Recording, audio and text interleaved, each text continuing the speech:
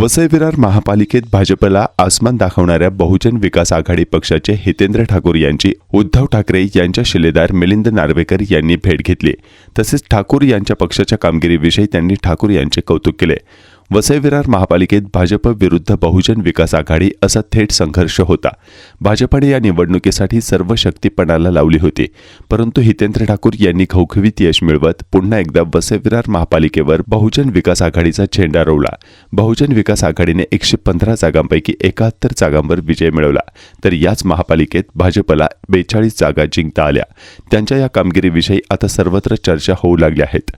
या निवडणुकीपूर्वी भाजपने हितेंद्र ठाकूर यांच्या उमेदवारांचा विधानसभेत पराभव केला होता, त्यामुळे भाजप आणि ठाकूर यांच्या कार्यकर्त्यांमध्ये विस्तव जात नव्हते। महापालिकेत यशस्वी कामगिरी करत हितेंद्र ठाकूर यांनी महापालिकेत सत्ता मिळवली आहे। ठाकूर यांच्या यशाबद्दल नार्वेकर यांनी त्यांचा सत्कार केला, तसेच त्यांच्या कुटुंबाला आणि बहुजन विकास आघाडीच्या पदाधिकाऱ्यांना शुभेच्छा दिल्या।